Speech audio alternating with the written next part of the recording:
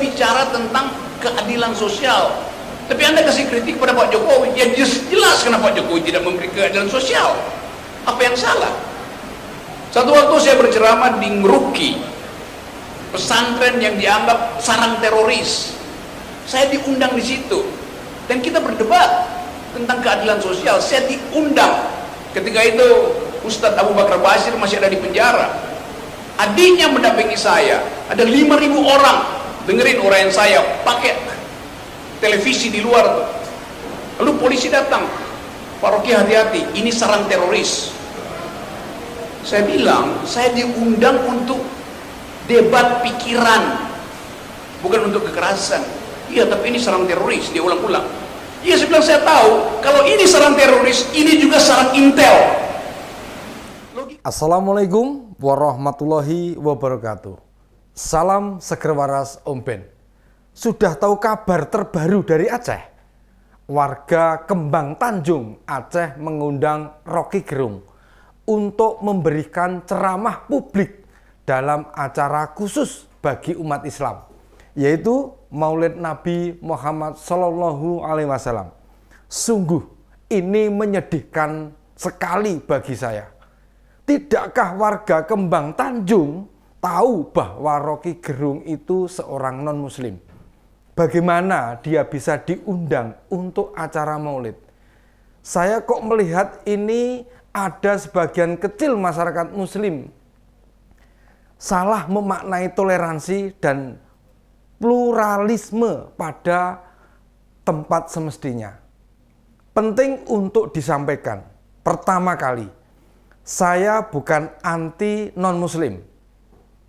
Supaya uraian nanti tidak disalahfahami, penentangan ini tidak berarti saya melawan Bhinneka Tunggal Ika. Tidak sama sekali.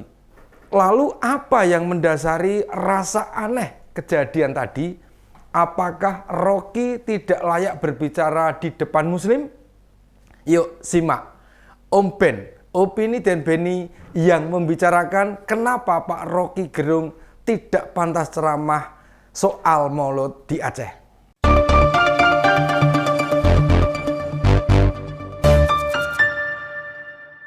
Kita tahu Pak Rocky ini bukan seorang muslim. Dan Aceh sendiri merupakan wilayah yang khusus. Aceh pertama dikenal dengan nama Aceh Darussalam pada tahun 1511 hingga 1945. Provinsi ini dibentuk tahun 1956 dengan nama Aceh sebelum diubah menjadi Daerah Istimewa Aceh tahun 1959 sampai dengan 2001. Kemudian tahun 2001 hingga 2009 bernama Nangro Aceh Darussalam. Dan kembali ke Aceh sejak tahun 2009. Itu menandakan bahwa Provinsi Aceh spesial dan dikenal dengan Serambi Mekah. Bahkan aturan-aturan hukum di sana disebut konun, bukan perda. Artinya apa? Artinya Aceh memiliki kekhasan tersendiri. Dan yang mengejutkan ketika Pak Rocky Gerung mengisi acara Maulid Nabi, bukan tidak pantas, bukan sebuah kesalahan, tetapi bukankah peringatan Maulid Nabi ditunjukkan untuk memperingati hari lahir Rasulullah? Sebuah peristiwa penting bagi umat Islam. Tidakkah lebih baik mendatangkan seorang ulama atau dai, ustadz, kiai untuk menjabarkan betapa pentingnya kita mempelajari maulid? Apa pembelajaran yang bisa kita komparasikan dari kelahiran Nabi dalam konteks kekinian? Mendatangkan seorang non-muslim dan memberi ceramah dalam peringatan hari besar Islam benar-benar sulit saya pahami. Jikapun Pak Rocky Gerung disebut sebagai seorang ilmuwan atau akademisi, tapi adakah dirinya memiliki pengetahuan utuh mensarikan peristiwa kelahiran Nabi? Jika dia diundang dalam ruang akademik, misalnya di Universitas Syekh Kuala, UIN Ar-Raniri, Universitas Muhammadiyah Aceh, dan lainnya, saya tidak masalah. Atau kalau toh pun harus mengisi tausiah Maulid Nabi, dibutuhkan ulama pendamping. Mengapa itu perlu? Supaya ketika Pak Rocky Gerung kepleset lidah, salah kutip ayat atau salah tafsir, ustadz pendamping bisa memberikan klarifikasi. Jadi tidak dibiarkan sendirian berbicara di depan kalangan umat Islam. Di Indonesia ini banyak ulama atau dai yang kelasnya luar biasa. Bukan hanya diakui di kawasan regional, tetapi juga di dunia Islam internasional. Ada Habib Lutfi, pimpinan Forum Sufi Dunia. Profesor Quraish Shihab, ahli tafsir. Kiai Haji Bahaudin Nur Salim alias Gus Baha. Juga menjadi fenomena luar biasa. Dan masih banyak lagi. Sekali lagi, ini bukan karena ketidaksukaan saya pada Pak Rocky. Tetapi mari tempatkan keilmuan seorang pada tempatnya. Sebab jika mendudukkan orang tidak pada tempatnya, rawan pada ketergelinciran. Dan dalam paparannya saya mengutip ada hal yang tidak tepat diutarakan Pak Rocky. Pertama, soal jihad. Gini Pak Rocky bilang, berjihad artinya mengucapkan kebaikan dan menyelenggarakan kebaikan.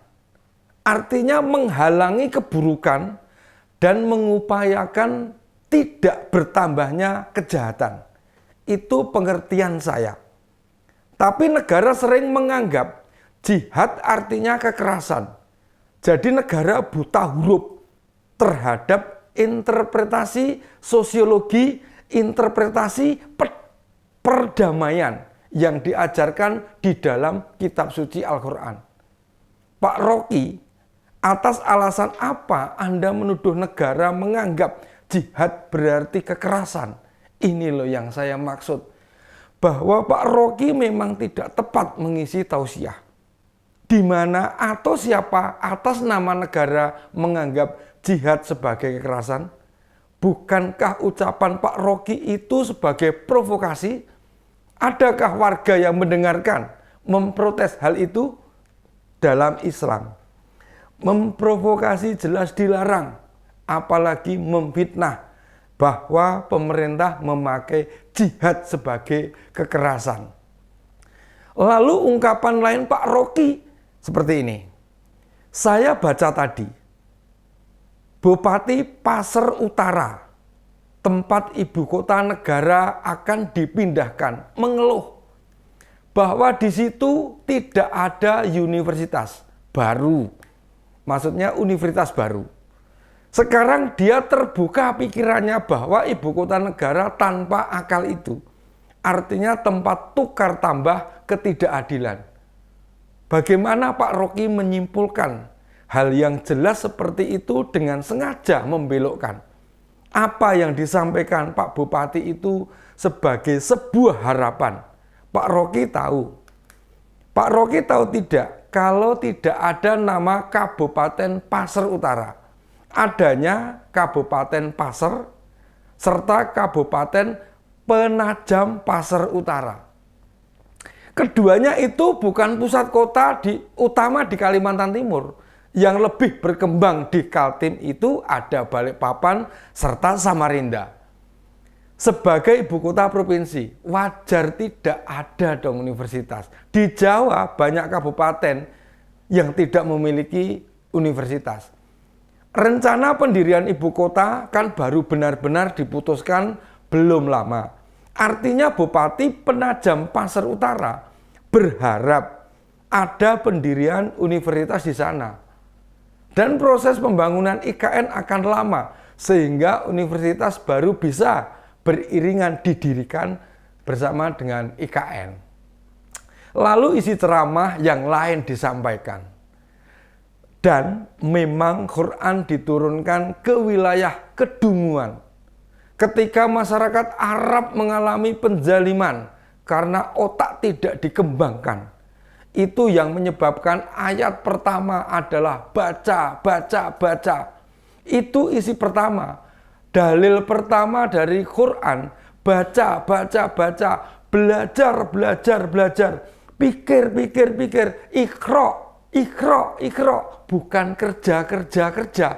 Bagaimana bisa menyebut tempat diturunkan Al-Quran disebut wilayah kedunguan? Apakah tidak melecehkan para pendahulu Rasulullah? Bahkan orang tua Nabi sebagai warga yang dungu. Gimana teman-teman? Yang hobi suka menyebut pelecehan agama. Kenapa kalian diam saja atas ceramah Pak Roke ini? Lalu menyandingkan ikro dengan kerja-kerja, itu menggiring dan mempertentangkan Al-Quran dengan slogan pemerintah kita. Ini loh bahayanya. Mengundang orang yang tidak tepat untuk mengisi acara yang harusnya makin meningkatkan iman dan takwa kita, malah berubah menjadi menambah kebencian. Saya tidak tahu kenapa sebagai masyarakat muslim kita hobi mengundang orang-orang yang suka berkata buruk. Akibatnya bukan keimanan yang membaik, malah bertambahnya sifat suuzon. Apakah ini akan kita biarkan? Kalau saya sih tidak mau.